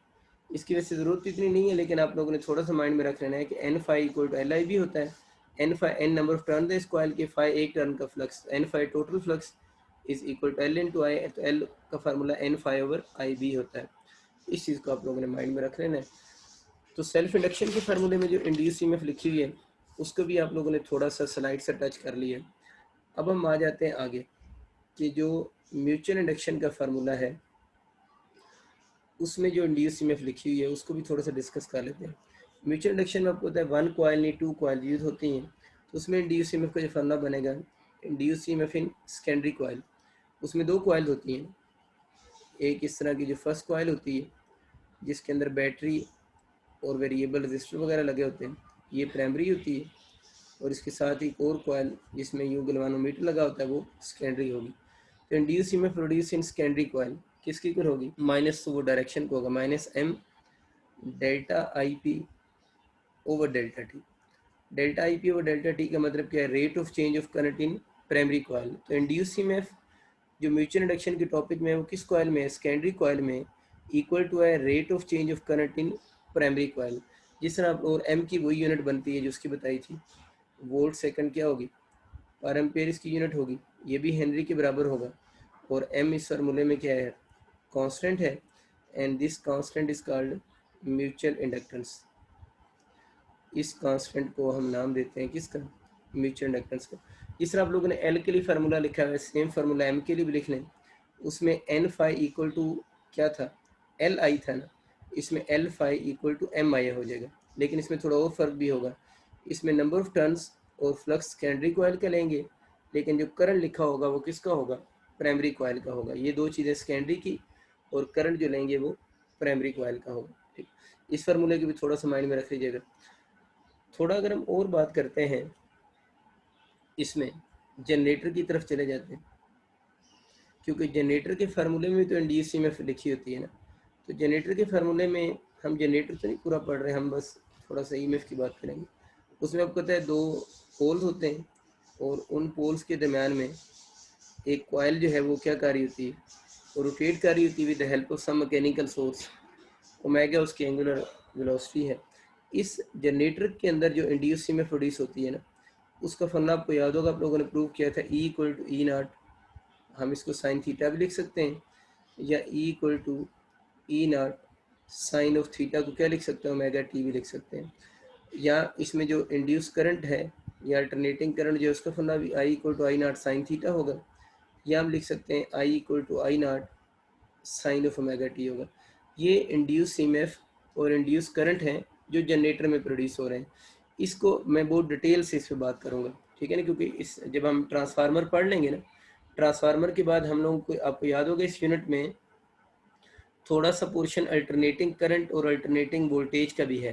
तो ये असल में क्या लिखी हुई है, अल्टरनेटिंग वोल्टेज ही तो लिखी है, और ये क्या लिखा हुआ है, अल्टरनेटिंग करंट भी है। तो इस पर मैं ज़्यादा डिटेल से बात करूँगा, इस पर डिस्कशन हम बाद में करेंगे, इसलिए मैंने स्टार बना दी है। लेकिन क्योंकि चैप्टर की मैं कंटिन्यूटी में लिखता हुआ आ रहा हूँ, तो इसलिए मैंने इसके फार्मूले भी यहाँ लिख दिए हैं। इसमें एक चीज़ को यहाँ डिस्कस कर लेते हैं जिसको मैं आगे डिस्कस नहीं करूँगा, ये फार्मूले चारों मैं बाद में करवाऊँगा, ठीक है ना। इसमें ये वाला जो फैक्टर है ये मैं बाद में नहीं करवाऊँगा, अभी इस पर बात कर लेते हैं। ये लिखा है मैक्सिमम इंड्यूस ईएमएफ, जो कॉयल के अंदर मैक्सिमम इंड्यूस्ड ईएमएफ प्रोड्यूस होती है, इसका फार्मूला बड़ा फेमस था, नवाब, आपको याद होगा। एन उस कॉयल के क्या है, नंबर ऑफ टर्न्स है। एन ये जो कॉयल है इसके नंबर ऑफ टर्न्स। ओमेगा जो है इस कॉयल की कौन सी, एंगुलर फ्रीक्वेंसी। ए उस कॉयल का एरिया, बी तो किसी डिफाइन करने की जरूरत को नहीं, मैग्नेटिक फील्ड इंटेंसिटी है ना। तो आपके ना इसके न्यूमेरिकल प्रॉब्लम आ सकते हैं, ठीक है। आपसे कहता है किसी जो जनरेटर की कॉयल है, बात याद रखना, जनरेटर की बात हो रही, जनरेटर की कॉयल के अंदर जो मैक्सिमम इंड्यूस्ड ईएमएफ प्रोड्यूस हो रही है उसको कैलकुलेट करके दें। तो चार चीज़ें चाहिए होंगी, एन डब्ल्यू ए भी चाहिए, ज़रूरी नहीं न्यूमेरिकल आए, ये भी आ सकता है कि वो कहता है कि अगर हम जनरेटर की कॉयल के नंबर ऑफ टर्न्स को डबल कर दें तो इंड्यूस्ड ईएमएफ क्या हो जाएगी, डबल हो जाएगी। कॉयल का एरिया डबल कर दें तो इंड्यूस्ड ईएमएफ फिर भी डबल हो जाएगी। अगर इस मैग्नेटिक फील्ड को हाफ कर दें तो इंड्यूस्ड ईएमएफ ने हाफ हो जाना है। तो एक तो इसका क्वेश्चन प्रॉब्लम्स का आ सकता है, और दूसरा यहाँ से दोबारा रिपीट कर रहा हूँ, जनरेटर के अंदर जो इंड्यूस्ड ईएमएफ प्रोड्यूस हो रही है उसके फैक्टर यहाँ से आपको मिल रहे हैं। जनरेटर के अंदर जो इंड्यूस्ड ईएमएफ प्रोड्यूस हो रही है उसके फैक्टर्स का आपको आइडिया यहाँ से बड़े अच्छे तरीके से हो रहा है। जनरेटर के बाद अगर आप चाहें तो आप मोटर पे भी थोड़ी बहुत बात कर सकते हैं। मोटर में आपको पता है कि हम लोग खुद इलेक्ट्रिकल एनर्जी देते हैं ना, यानी मोटर में तो हम खुद इलेक्ट्रिकल एनर्जी देते हैं। आप सपोज करें I is equal to V by R formula होता है ना मोटर का, और हमें पता है जब मोटर की जो कॉयल है वो रोटेट करती है, जब मोटर में करंट फ्लो करता है तो उसकी कॉयल जब रोटेट करेगी तो कॉयल के रोटेट करने से क्या चेंज होगा, फ्लक्स चेंज होगा, और फ्लक्स चेंज होने से इंड्यूस्ड ईएमएफ प्रोड्यूस हो जाएगी। और इस इंड्यूस्ड ईएमएफ ने क्या करना है, अपोज करना है अपने काज को। इस इंड्यूस्ड ईएमएफ ने अपोज करना है अपने काज को। आपने एक चीज़ नोट की होगी, मैं बहुत स्लाइड बेसिक सी बातें कर रहा हूँ। एमडी कैट वाले बच्चों ने इसी तरह ही प्रिपरेशन बेसिक सी करनी है, कोई डिटेल शेयर में नहीं जाना। जिन टॉपिक की डिटेल में जाना होता है उनमें मैं खुद बहुत डिटेल में जाता हूँ, उसमें आपको कन्फ्यूजन होगी नहीं। तो जो बच्चे मॉर्निंग वाली क्लास में नहीं थे, हमारी क्लास मैंने कल अनाउंस भी किया था कि आज क्लास जो थी वो होनी थी मॉर्निंग में थी, कुछ बच्चों की स्किप हुई है, तो आज ही वीडियो अपलोड हो जाएगी आज के लेक्चर्स की, तो वो आप वो वीडियो अपनी देख लीजिएगा। ऑनवर्ड हमारा ये डिसाइड हुआ था कि ये जो डेज रिमेनिंग है, इन रिमेनिंग डेज में इंस्टेड ऑफ 10 सारे स्टूडेंट ही कह रहे थे हमारी क्लास जो हुआ करेगी 9 AM टू 11 AM हुआ करेगी मॉर्निंग वाली क्लास, और इवनिंग वाली क्लास सेम टाइम पे 4 टू 5:30 हुआ करेगी। तो जो कुछ मिसिंग स्टूडेंट्स हैं आप उन्हें इन्फॉर्म भी कर दीजिएगा, वैसे मैं आपके व्हाट्सएप ग्रुप में टेक्स्ट भी कर दूंगा। तो खैर ये हमारी बात हो रही थी कि ये तो तब की बात है जब मोटर आप लोगों ने स्टार्ट की, उसमें ये करंट आई क्या है, मोटर में फ्लो होने वाला करंट, ये क्या चीज़ है जो आप लोगों ने मोटर के साथ पोटेंशियल डिफरेंस अप्लाई किया हुआ है, या यूँ कह लें आप लोगों ने मोटर के साथ जो बैटरी लगाई हुई है उसकी वोल्टेज है, और आर उस मोटर की टोटल रेजिस्टेंस है उसकी कॉयल की। लेकिन जैसे ही मोटर की कॉयल यानी उसके विंग्स ने रोटेट करना शुरू किया, ये सारा कुछ हुआ, अब इंड्यूस्ड ईएमएफ अपने काज को अपोज कर रही है। उसका काज क्या है, करंट का फ्लो है ना, या आप यूँ कह लें ये बैटरी है, तो उसने इस बैटरी को इस वक्त क्या करना है, अपोज करना है। तो ये इंड्यूस्ड ईएमएफ है, और ये कौन सी अप्लाइड वोल्टेज है ना, ये तो कौन सी अप्लाइड बैटरी की वोल्टेज है ना, ये इंड्यूस ईएमएफ है। देखें इंड्यूस ईएमएफ इसको क्या कर रही है, अपोज कर रही है। तो ये जो इक्वेशन आप लोगों ने बच्चों याद रखनी है, ये मोटर की इक्वेशन है। अगर कभी कोई मोटर का सवाल आ जाए उसमें इंड्यूस ईएमएफ कैलकुलेट करने को कहे, देखिए मैं पढ़ा आपको फिर भी इंड्यूस ईएमएफ फिर आऊँ हर टॉपिक में निकाल के। अगर मोटर में इंड्यूस ईएमएफ कैलकुलेट करने को कहे तो इस फार्मूले से निकालेंगे। इस फार्मूले में से जरा इंड्यूस ईएमएफ को पहले सीधा कर लेते हैं, I R is equal to voltage minus back EMF. अच्छा इस ये जो ईएमएफ है ना, इंड्यूस ईएमएफ तो है ही है, इस टॉपिक में इस इंड्यूस ईएमएफ का नाम बैक ईएमएफ भी होता है। इस मोटर के टॉपिक में इसको बैक ईएमएफ भी बोलते हैं, ठीक है, नाम ही चेंज है, काम वही है। इसको सिर्फ ले जाए तो इंड्यूस ईएमएफ इक्वल टू आपका हो जाएगी, सिर्फ माइनस हो रही है इधर आकर प्लस, तो इंड्यूस ईएमएफ आपका इक्वल टू बन जाएगी voltage minus I into R. तो अगर कभी मोटर का न्यूमेरिकल आ जाए कि मोटर के अंदर बैक ईएमएफ कैलकुलेट करें या इंड्यूस ईएमएफ कैलकुलेट करें, तो वी क्या चीज़ है, अप्लाइड वोल्टेज, अप्लाइड मतलब बैटरी की वोल्टेज, आई क्या चीज़ है, जितना मोटर में करंट फ्लो कर रहा है, और आर मोटर की कॉइल की रेजिस्टेंस है। ये मोटर की रेजिस्टेंस कह लें, मोटर की रेजिस्टेंस का मतलब क्या होगा, मोटर के अंदर जो कॉइल लगी होगी उस कॉइल की रेजिस्टेंस करंट, और जो बैटरी लगी उसकी वोल्टेज गिवन हो, तो मोटर के अंदर जो बैक ईएमएफ होगी उस बैक ईएमएफ की वैल्यू को इस फार्मूला से बच्चों आप बहुत इजीली कैलकुलेट कर सकते हैं। बहुत आसान बातें हैं। कुछ और चंद एमसीक्यू हैं जो बहुत ज़्यादा इंपॉर्टेंट हैं, और वो मैं अक्सर इसके साथ करवाता होता हूँ, तो इसको हम कर लेते हैं। एमसीक्यू को करने के लिए आप ये कंसेप्ट सिर्फ क्लियर करें, I equal to voltage minus back EMF over R. एक छोटा सा कंसेप्ट साइड पे लिख लें। देखिए हम लोगों ने ओम लॉ रिलेशन में पढ़ा था, आई और वी का डायरेक्ट रिलेशन था, ये ओम लॉ था। ओम लॉ में ये जो वोल्टेज यूज होती है, ये कौन सी वोल्टेज होती है? Applied voltage. तो आप लोगों ने बच्चों याद रखना है, Ohm law is for applied voltage. Applied voltage का करंट के साथ कौन सा है? डायरेक्ट रिलेशन है। ये माइनस साइन अगर आप अप्लाई करें यहाँ पर, तो जितनी इस बैक ईएमएफ की वैल्यू या इंड्यूस ईएमएफ, एक ही बात है, बैक ईएमएफ बोलूँ या इंड्यूस ईएमएफ, जितनी इस बैक ईएमएफ या इंड्यूस ईएमएफ की वैल्यू ज़्यादा होगी, करंट उतना कम होगा। तो ये भी अपने पास लिख लें कि जो इंड्यूस ईएमएफ होती है उसका यहाँ पर करंट के साथ कौन सा रिलेशन होगा? इन्वर्स रिलेशन होगा। तो अक्सर बच्चे इस बात को मिक्स कर जाते हैं, वो कहते हैं सर ये तो ओम लॉ वैलिड ही नहीं हो रहा। देखिए Ohm law is for applied voltage, ये बेसिकली जो है वो इंड्यूस ईएमएफ है या बैक ईएमएफ है। इंड्यूस ईएमएफ का यहाँ से आपको नजर आ रहा है कि करंट के साथ कौन सा इन्वर्स रिलेशन है। आसान सी बात है।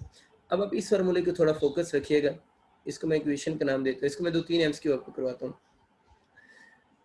पहले इसका केस बना के कर लेते हैं ना, ये मैंने आपको एफएससी में वैसे केस करवाए थे। पहले इसका केस ये बन सकता है, अगर आपसे वो ये पेपर में कह दे, और ये जो बैक ईएमएफ प्रोड्यूस होती है ना, अभी आपको इस इंड्यूस ईएमएफ का फॉर्मूला आप लोगों ने ये भी पढ़ा है ना, V B L sine theta, याद होगा।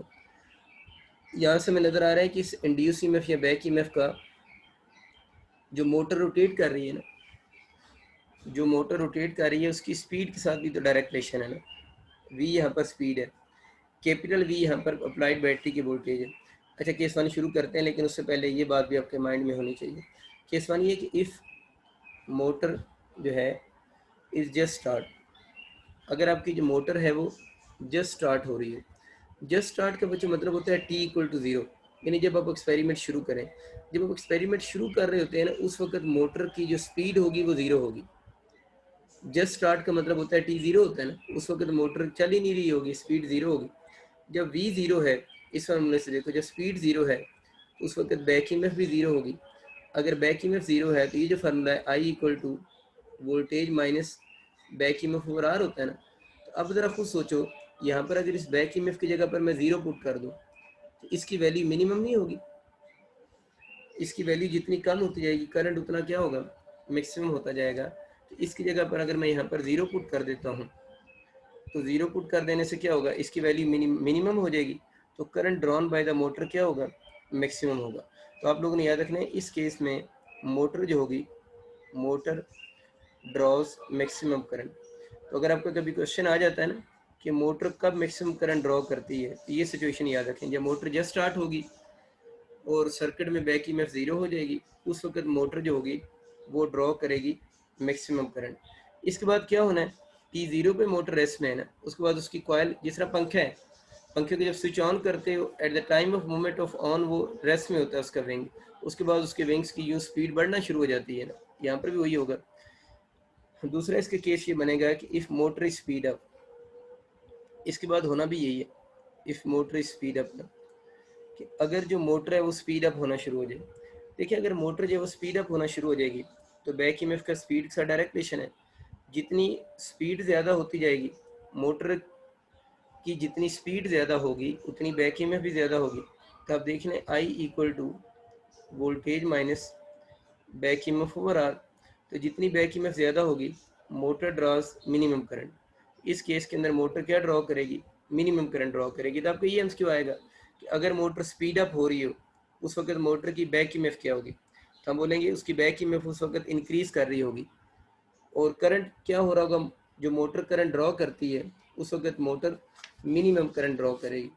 तीसरा और आखिरी इसका एमसीक्यू ये आ सकता है, if motor is overloaded.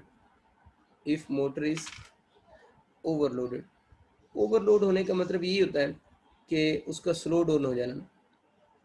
Overload करने से मोटर हमेशा स्लो डाउन होती है। इसका व्यू समझ लें, जिस तरह किसी जगह पर सपोज करें लेबर लगी हुई है और वो कुछ ब्रिक्स को मोटर के ऊपर रख कर, वो इस तरह हैंगर बना होता है जिसके अंदर वो ब्रिक्स रखते हैं और वो लिफ्ट करके सेकंड फ्लोर पे लेकर जा रही है। सपोज करें फर्स्ट केस में वो 10 ब्रिक्स लेके जा रही थी, आप अगर 10 की बजाय उसके ऊपर 30 ब्रिक्स रख दें तो उसकी ऊपर जाने की स्पीड जो होगी वो स्लो हो जाएगी ना। स्लो क्यों होगी? कि आप लोगों ने मोटर को ओवरलोड कर दी है। तो अगर हम मोटर को ओवरलोड करेंगे तो उसने स्लो डाउन हो जाना है। ओवरलोड का मतलब कंसेप्ट क्या है, स्लो डाउन होना। तो ओवरलोड होने से स्पीड कम होगी, बैक ईएमएफ कम हो जाएगी। तो करंट का फॉर्मूला जो बन जाएगा वोल्टेज माइनस बैक ईएमएफ हो रहा, तो जितनी बैक ईएमएफ क्या होती जाएगी, कम होती जाएगी, उतना मोटर ड्रॉज, अब मैक्सिमम करंट वर्ड बोलेंगे, हम बोलेंगे motor draws large current, motor draws large current. इस केस में जो मोटर होगी वो लार्ज करंट ड्रॉ करेगी। तो अगर हम मोटर को ओवरलोड करेंगे, मोटर लार्ज करंट ड्रॉ करेगी, और इस केस के अंदर चांसेस होते हैं मोटर के बर्न हो जाने के।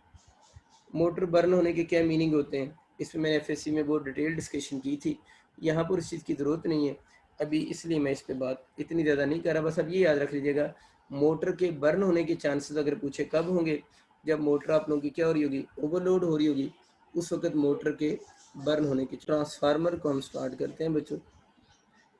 ट्रांसफार्मर इंपॉर्टेंट टॉपिक है, हर एस्पेक्ट से इंपॉर्टेंट। इसका नाम ज़रा गौर से पढ़ना है, ट्रांस और फार्मर, इसका मतलब ये कोई ट्रांसफॉर्मेशन करता है, मतलब ये कोई ट्रांसफॉर्मेशन कर रहा होता है। तो ट्रांसफार्मर के बारे में हम कहते हैं, ट्रांसफार्मर क्या चीज़ है, डिवाइस होता है which change the level of, which change the level of alternating current और वोल्टेज। मतलब ये किसको ट्रांसफॉर्मेशन करता है, ये डिवाइस होता है which change the level of alternating current और वोल्टेज। ये बड़ा लफ्ज़ इंपॉर्टेंट है कि ये चेंज करता ज़रूर है, device which change the, change word लिखें, change the level of alternating current या अल्टरनेटिंग वोल्टेज। इसका मतलब ये हुआ, अपने पास ये लाइन लिख लें, जो ट्रांसफार्मर होता है ना बच्चों, इसकी इनपुट भी एसी होती है और इससे आपको मिलती भी आउटपुट ही है, आउटपुट भी एसी मिलती है। इसका मतलब कि ट्रांसफार्मर जो है वो वर्क ही एसी पे करता है। मैं और बात आसान कर देता हूँ, अगर वो कभी कह दें ना, कोई क्वेश्चन ऐसा है आ जाए कि अगर इसकी इनपुट डीसी हो, डीसी वैसे कम लफ्ज़ लिखा होता है, वो ज़्यादातर वर्ड लिख देते हैं ड्राई सेल, ड्राई सेल सारे डीसी होते हैं। तो फिर आप लोगों ने से पूछे ना इसकी आउटपुट क्या होगी, तो आप लोगों ने याद रखना है इस केस में इसकी आउटपुट क्या होगी, ज़ीरो होगी। तो आप लोगों ने अगर कोई न्यूमेरिकल भी आ जाए तो ध्यान से देख लेना है, कभी इनपुट पे डीसी या ड्राई सेल का वर्ड लिखा होगा, तो इस केस के अंदर अगर वो आउटपुट आपसे डिमांड करेगा तो आप लोगों ने आउटपुट ज़ीरो लिख देनी है। तो यहाँ से ये चीज़ क्लियर हो गई है कि ट्रांसफार्मर की फंक्शनिंग है ही किस पे, एसी पे है। इसको हम इनपुट भी एसी होती है और इससे हमें जो आउटपुट मिलती है वो भी आपकी एसी ही होती है। अगर हम ट्रांसफार्मर के प्रिंसिपल की बात करें, तो ट्रांसफार्मर का जो वर्किंग प्रिंसिपल होता है वो आप सबको आइडिया है, म्यूचुअल इंडक्शन। इसका जो वर्किंग प्रिंसिपल है वो म्यूचुअल इंडक्शन इसका वर्किंग प्रिंसिपल है, बहुत फेमस प्रिंसिपल, आप सबको याद भी है कि इसका जो वर्किंग प्रिंसिपल है वो म्यूचुअल इंडक्शन है। ट्रांसफार्मर में अगर आ जाता है ट्रांसफार्मर क्या चीज़ चेंज करता है, तभी मैंने बात की कि ट्रांसफार्मर किसको चेंज करता है, वोल्टेज को चेंज कर सकता है। वोल्टेज अब जब भी लिखूंगा वो अल्टरनेटिंग वोल्टेज होगी, ठीक है। और ये किसको चेंज कर सकता है, वोल्टेज को चेंज कर सकता है, करंट को चेंज कर सकता है। एक बड़ी इंपॉर्टेंट चीज़ है फ्रीक्वेंसी, फ्रीक्वेंसी रिमेन्स कांस्टेंट। ये बहुत इंपॉर्टेंट एमसीक्यू आता है कि ट्रांसफार्मर में कौन सी चीज़ ऑलवेज कांस्टेंट रहती है। तो ट्रांसफार्मर में हमेशा फ्रीक्वेंसी कांस्टेंट रहती है। किसकी फ्रीक्वेंसी, करंट की ना, फ्रीक्वेंसी ऑफ करंट या वोल्टेज ही की बात है। फ्रीक्वेंसी ऑफ करंट या वोल्टेज जो है उसकी फ्रीक्वेंसी चेंज नहीं होती, जो इनपुट की फ्रीक्वेंसी होती होगी वही आउटपुट की फ्रीक्वेंसी होगी। कहने का मकसद ये है कि अगर आप इनपुट पे सिग्नल 50 हर्ट्ज़ का दे रहे हो, तो जो आउटपुट उसकी वोल्टेज या करंट जो भी आप ऑब्टेन कर रहे हैं उसकी फ्रीक्वेंसी भी 50 हर्ट्ज़ ही होगी। तो ट्रांसफार्मर में कौन सा फैक्टर हमेशा कांस्टेंट रहेगा, आप लोगों ने ऑप्शन फ्रीक्वेंसी चूज़ करनी। कुछ लोग पावर के बारे में भी कह देते हैं कि पावर भी कांस्टेंट रहती है। पावर के बारे में हम ये नहीं कह सकते पावर कांस्टेंट होगी, पावर के बारे में आप अपने पास लिख लें, power may or may not change. इसकी पावर चेंज हो भी सकती है और पावर चेंज नहीं भी हो सकती। पावर में दोनों पॉसिबिलिटी, पावर कांस्टेंट रह भी सकती है और पावर कांस्टेंट नहीं भी रह सकती। मैं थोड़ी सी बात वैसे कर देता हूँ ताकि आपको फर्दर आइडिया क्लियर हो जाए। देखिए जो आइडियल ट्रांसफार्मर होता है ना, जो आइडियल ट्रांसफार्मर होता है, आइडियल ट्रांसफार्मर में इनपुट की पावर इक्वल टू होती आउटपुट की पावर के। दूसरे लफ्ज़ों में आइडियल ट्रांसफार्मर में पावर कांस्टेंट होती, input equal to output power मतलब पावर कांस्टेंट है। लेकिन जितने भी रियल ट्रांसफार्मर होते हैं, लेकिन जितने भी रियल ट्रांसफार्मर होंगे उनमें इनपुट की पावर ज़्यादा ही होती है। किसकी पावर से? आउटपुट की पावर से। यहाँ पावर कांस्टेंट है, यहाँ पर पावर जो होगी पावर इज़ नॉट कांस्टेंट, यहाँ पर पावर कांस्टेंट नहीं। तो अब अगर आपका जनरल के भी एमसीक्यू आ जाए कि इनमें से कौन सी चीज़ हमेशा कांस्टेंट होगी, ऑप्शन में लिखा होगा वोल्टेज, करंट, फ्रीक्वेंसी, पावर, तो फिर हम क्या चूज़ करेंगे? फ्रीक्वेंसी। हाँ, ये अगर हो जाए कि अगर आपके पास लिखा होगा कौन सी चीज़ ऑलवेज कांस्टेंट होगी, वोल्टेज, करंट, पावर, और इसमें फ्रीक्वेंसी का ऑप्शन ना हो और ऑलवेज कांस्टेंट लिखा हो, तो फिर अगर आपके पास और कोई ऑप्शन ना बचता हो तो फिर पावर को आप कांस्टेंट कह सकते हैं। लेकिन ये डाउटफुल बात होगी, अगर कोई और ऑप्शन अवेलेबल ना हो तो फिर पावर को आप कांस्टेंट चूज़ कर सकते हैं। क्लियर होगी बात? अदरवाइज पावर ऑलवेज कांस्टेंट नहीं होती, ऑलवेज कांस्टेंट फ्रीक्वेंसी ही होती है। हाँ, पावर किसकी कांस्टेंट होती है? आइडियल ट्रांसफार्मर की सिर्फ पावर कांस्टेंट होती है।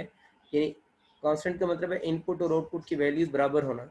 फ्रीक्वेंसी कांस्टेंट का मतलब क्या है? इनपुट पे जो करंट की फ्रीक्वेंसी होगी आउटपुट पे भी वही फ्रीक्वेंसी होगी। लेकिन रियल ट्रांसफार्मर में देखें, इनपुट और आउटपुट की जो पावर है वो आपस में कांस्टेंट नहीं है। इनपुट की पावर ज़्यादा होती है आउटपुट की पावर से। ये आप लोगों ने बातें ऑलरेडी एफएससी में भी पढ़ी हुई हैं, फिर भी मैं रिपीट कर रहा हूँ तो आपको ये चीज़ें याद होनी चाहिए। इसके साथ एक और छोटी सी बात लिख लें, जब पावर की बात हो ही रही है तो अगर आपसे पूछे ना वो कौन सा ट्रांसफार्मर है जिसमें आउटपुट की पावर ज़्यादा होगी इनपुट की पावर से, तो आप लोगों ने याद रखना ये चीज़ पॉसिबल नहीं है। ये नॉट पॉसिबल कि कभी भी किसी भी ट्रांसफार्मर में आउटपुट की पावर इनपुट से ज़्यादा नहीं हो सकती। क्यों नहीं हो सकती? क्योंकि ये वाली जो बात है ये वायलेशन है या अगेंस्ट है, against the law of conservation of energy. Law of conservation of energy की जो बात वो कर रहे हैं ना, कि ये बात फिर अगेंस्ट बनेगी law of conservation of energy के अगेंस्ट है। कि अगर हम बोले ना आउटपुट की पावर ज़्यादा होगी इनपुट की पावर से, ऐसा प्रैक्टिकली पॉसिबल नहीं हो सकता। ये दोनों चीज़ें पॉसिबल है। अगर ये अलग एमसीक्यू की बात हो रही, कांस्टेंट वाली बातें मैंने छोड़ दी, वैसे एमसीक्यू आ जाता है which of the following is incorrect. कौन सी चीज़ इनकरेक्ट है? ये लिखा हुआ है पावर इनपुट आउटपुट बराबर है, पावर इनपुट ज़्यादा है आउटपुट से, और लिखा होता है पावर आउटपुट ग्रेटर है इनपुट से। तो ये दोनों तो करेक्ट हैं अपनी अपनी जगह पर, लेकिन ये चीज़ किसी भी कंडीशन में पॉसिबल नहीं है कि आउटपुट की पावर जो है वो बच्चों ज़्यादा हो जाए किसकी पावर से? इनपुट की पावर से। चलें, थोड़ा सा आइडिया हमें और हो गया ट्रांसफार्मर का। ट्रांसफार्मर के आगे और चलते हैं, इसकी कंस्ट्रक्शन पे थोड़ी सी बात करते हैं। ट्रांसफार्मर का जो इनर पार्ट होता है, ट्रांसफार्मर का जो इनर पार्ट होता है उसे कोर कहते हैं। तो ट्रांसफार्मर में अगर वो कोर पूछता है हम कौन सी यूज़ करते हैं, आप सबको याद है इसमें हम क्या यूज़ करते हैं? सॉफ्ट आयरन कोर यूज़ करते हैं। सॉफ्ट आयरन मतलब सॉफ्ट आयरन जो होता है ये एक फेरोमैग्नेटिक सब्सटेंस होता है। सॉफ्ट आयरन एक फेरोमैग्नेटिक सब्सटेंस है। हमारे कोर्स में एमडी कैट में फेरोमैग्नेटिक सब्सटेंस नहीं है, बस इतना लफ्ज़ काफ़ी है कि ये सॉफ्ट आयरन एक फेरोमैग्नेटिक सब्सटेंस है। और जो ट्रांसफार्मर होता है उसकी कोर जो होती है वो सॉफ्ट आयरन कोर की बनी होती है। इसके अपोजिट एंड्स के ऊपर यूजली हम टू कॉइल्स को बाउंड करते हैं। एक कॉइल को इस एंड पे बाउंड कर देते हैं, एक कॉइल को हम इसके इस एंड पे बाउंड कर देते हैं। और वो कॉइल जिसको आप इनपुट एसी देते हैं ना, ये एसी की सिंबल होती है ना, वो कॉइल जिसको हम इनपुट एसी देते हैं उस कॉइल को हम किसका नाम देते हैं? प्राइमरी कॉइल का नाम देते हैं। और वो वाली कॉइल जिसके अक्रॉस आप आउटपुट एसी लेते हैं, यानी वो कॉइल जिसके अक्रॉस हम आउटपुट एसी लेंगे, उस कॉइल को आप लोगों ने किसका नाम देना है? सेकेंडरी कॉइल का नाम देते हैं। जिसमें दो कॉइल होती है, प्राइमरी और सेकेंडरी। प्राइमरी कॉइल के नंबर ऑफ टर्न्स को हम एनपी से डिनोट करते हैं, सेकेंडरी कॉइल के नंबर ऑफ टर्न्स को एनएस से।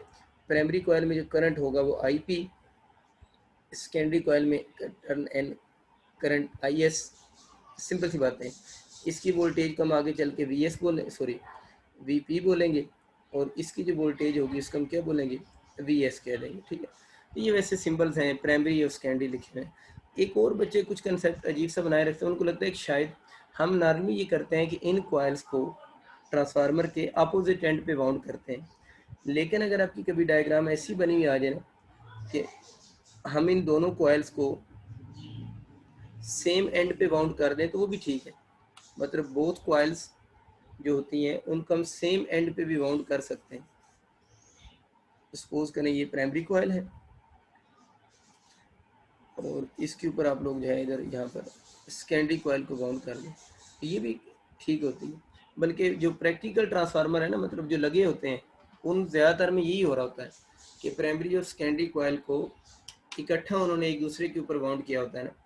लेकिन एक चीज़ का ख्याल रखना है, ये जो प्राइमरी और सेकेंडरी कॉइल इस तरह बाउंड हो रही हूँ, ये इस तरह बाउंड हो रही हूँ, इस प्राइमरी और जो सेकेंडरी कॉइल होंगी, हमारे कोर्स में वैसे ये वाली बात है, लेकिन ये भी याद रखनी है, अगर आ जाए ना कि ये पॉसिबल है, तो आप लोगों ने कहना है बिल्कुल पॉसिबल है, सेम साइड पे भी दोनों को बाउंड कर सकते हैं, लेकिन दोनों में एक चीज़ कॉमन होगी, प्राइमरी एंड सेकेंडरी जो कॉइल होंगी ना, इनमें बारे में पहली बात याद रखनी है कि ये इन दोनों में नो इलेक्ट्रिकल कनेक्शन, कोई इलेक्ट्रिकल कनेक्शन नहीं होगा। इलेक्ट्रिकल कनेक्शन ना होने का मतलब है कि एक के इलेक्ट्रॉन दूसरी तरफ नहीं जा सकते। इलेक्ट्रिकल कनेक्शन उन चीज़ों को होता है जिसमें इलेक्ट्रॉन की ट्रांसफ़र होती है ना, तो यहाँ पर प्राइमरी एंड सेकेंडरी कॉइल में कोई इलेक्ट्रिकल कनेक्शन नहीं होगा। कुछ बच्चे कहते हैं सर यहाँ तो होगा, फिर देखिए ये जो दोनों वायर्स हैं इंसुलेटिंग वायर्स हैं ना, ये तो उन्होंने नेकेड वायर्स रखी हुई है, वायर के ऊपर अपनी सेल्फ इंसुलेशन तो हुई है ना। कोई भी वायर होती है, जिस तरह ये अगर माइक की वायर है तो इसके ऊपर भी आप देख लें ये सेल्फ इंसुलेशन उसकी हुई है, तो अगर मैं इस वायर को यूँ एक दूसरे के ऊपर बाउंड कर दूँ, यूँ हो जाए, तो क्या ये आपस में अभी भी इंसुलेटिंग वायर्स ही, क्योंकि इसके ऊपर इंसुलेशन तो हुई है ना। यहाँ पर भी यही चक्कर है कि प्राइमरी एंड सेकेंडरी कॉइल्स का कोई इलेक्ट्रिकल कनेक्शन नहीं है। इलेक्ट्रिकल कनेक्शन होने का मतलब है इलेक्ट्रॉन की ट्रांसफ़र नहीं हो रही एक कॉइल से दूसरी कॉइल में, लेकिन इसका मैग्नेटिक फील्ड इसमें से पास कर रहे हैं, इसका मैग्नेटिक फील्ड इस दूसरी में से तो पास कर रहा है। तो ट्रांसफार्मर की जो कॉइल्स होती हैं, अगर पूछता कैसे लिंक्ड होती हैं, तो ट्रांसफार्मर की जो कॉइल्स होंगी दे आर मैग्नेटिकली लिंक्ड। इनमें कौन सा कनेक्शन नहीं होता, कोई इलेक्ट्रिकल कनेक्शन नहीं होता, but these coils are magnetically linked. Transformer की जो कॉइल्स होती हैं वो बच्चों मैग्नेटिकली ज़रूर लिंक्ड होती हैं। अच्छा, ये बातें होगी। इसके बाद अगर हम इसकी ट्रांसफार्मर की टाइप्स की तरफ आते हैं ना, ट्रांसफार्मर की अगर हम टाइप्स की तरफ आते हैं, तो इसकी अभी हम टाइप्स पढ़ रहे हैं which is based on voltage, यानी ट्रांसफार्मर की ही टाइप्स पढ़ रहे हैं लेकिन वोल्टेज की बेस पे। तो वोल्टेज की बेस पे आपको याद है बड़ी फेमस दो टाइप्स हैं। एक टाइप को हम क्या बोलते हैं, स्टेप अप ट्रांसफार्मर, में खाली स्टेप अप लिखा हूँ, ट्रांसफार्मर भी आगे होगा, और दूसरा जो होगा वो स्टेप डाउन ट्रांसफार्मर होगा। आप सारों को याद है कि स्टेप अप ट्रांसफार्मर में ये चीज़ आप क्लियर कर लें कि जो नंबर ऑफ टर्न्स होते हैं ना और वोल्टेज का आपस में डायरेक्ट रिलेशन होता है, नंबर ऑफ टर्न्स का और वोल्टेज का आपस में डायरेक्ट रिलेशन होगा। ये भी हम प्रूफ फार्मूला लिखेंगे भी, लेकिन ये वैसे भी याद रखें कि ट्रांसफार्मर में नंबर ऑफ टर्न्स का और जो वोल्टेज है उसका आपस में डायरेक्ट रिलेशन है। तो नंबर ऑफ टर्न्स का और वोल्टेज का डायरेक्ट रिलेशन है, और वोल्टेज का इंड्यूस वोल्टेज है ना, और करंट का आपस में कौन सा होगा, इन्वर्स रिलेशन होगा। तो वोल्टेज का टर्न के साथ डायरेक्ट रिलेशन है, करंट के साथ इन्वर्स रिलेशन है। मैं अक्सर कहता हूँ तो इस बात को आप यूँ लिख लिया करें, वोल्टेज का टर्न के साथ डायरेक्ट और वोल्टेज का करंट के साथ इन्वर्स, ये लिख लें अपने पास बात। शुरू में लिख लें जहाँ ट्रांसफार्मर शुरू हो रहा है ना, ट्रांसफार्मर में जो इंड्यूस वोल्टेज होगी उसका नंबर ऑफ टर्न्स का डायरेक्ट रिलेशन है, और इंड्यूस वोल्टेज का थोड़ी देर पहले बता दिया था मोटर में भी कि करंट के साथ कौन सा रिलेशन होगा, इन्वर्स रिलेशन। ये ट्रांसफार्मर के शुरू में बात लिख लें, ठीक है। हम लोगों ने एसएससी में बातें प्रूव भी की है। हमें पता है ट्रांसफार्मर में नंबर ऑफ टर्न्स का और वोल्टेज का डायरेक्ट रिलेशन है, ये बात तो जनरल सी बात थी। अब हम बातें लिखेंगे स्टेप अप ट्रांसफार्मर में। स्टेप अप ट्रांसफार्मर में हमें ये बात पता है कि स्टेप अप ट्रांसफार्मर वोल्टेज को इंक्रीज करता है, और स्टेप डाउन ट्रांसफार्मर क्या करेगा, स्टेप डाउन ट्रांसफार्मर वोल्टेज को क्या करेगा, डिक्रीज करेगा। तो आप इसको क्यों कहते हैं वोल्टेज को इंक्रीज करता है, इसको डाउन क्यों कहते हैं, वोल्टेज को डिक्रीज करता है। तो स्टेप अप ट्रांसफार्मर जो है, और हमें पता चल गया नंबर ऑफ टर्न्स का वोल्टेज का डायरेक्ट रिलेशन है ना, और ये भी हमें आइडिया हो रहा है कि वोल्टेज का करंट के साथ इन्वर्स रिलेशन है। तो अगर ये ट्रांसफार्मर वोल्टेज को इंक्रीज कर रहा है, तो ये ट्रांसफार्मर करंट को क्या करेगा, डिक्रीज कर रहा होगा। तो इसमें वोल्टेज अगर इंक्रीज हो रही है तो करंट इसमें क्या हो रहा होगा, डिक्रीज हो रहा होगा। तो अगर आज कौन सा ट्रांसफार्मर करंट को डिक्रीज करता है, step up, voltage increase current decrease. Step down में वोल्टेज तो डिक्रीज हो रही है लेकिन इन्वर्स रिलेशन है वोल्टेज और करंट का, तो इसमें फिर जो करंट की वैल्यू होगी वो आप लोगों की इंक्रीज होगी, वोल्टेज डिक्रीज और करंट आप लोगों का इंक्रीज हो रहा होगा। ये दो बातें होगी। अब हम आगे लिखते हैं। हमें ये पता है वोल्टेज का और टर्न्स का डायरेक्ट रिलेशन है, इसमें होगा ये स्टेप अप ट्रांसफार्मर में सेकेंडरी कॉइल में नंबर ऑफ टर्न ज़्यादा होंगे प्राइमरी कॉइल से, इसका अक्सर MCQR होता है कि ये तो मैं समझ आ गया, सेकेंडरी में टर्न ज़्यादा होंगे प्राइमरी से। ये ज़्यादातर यू रेशो की फॉर्म में लिखा होता है कि NS/NP, पी को इधर लें, ग्रेटर देन क्या हो जाएगा, 1 होगा ना, कि जो आपके पास स्टेप अप ट्रांसफार्मर होगा उसमें NS/NP ग्रेटर देन 1 होगा। अगर हम स्टेप डाउन ट्रांसफार्मर में बात करें तो उसमें प्राइमरी कॉइल में नंबर ऑफ टर्न्स ज़्यादा होते हैं देन किससे, सेकेंडरी से। तो उसकी एक तो ये फॉर्म आएगी, दूसरा उसकी रेशियो क्या बनेगी, NP/NS जो होगा दैट इज़ क्या होगा, ग्रेटर देन 1।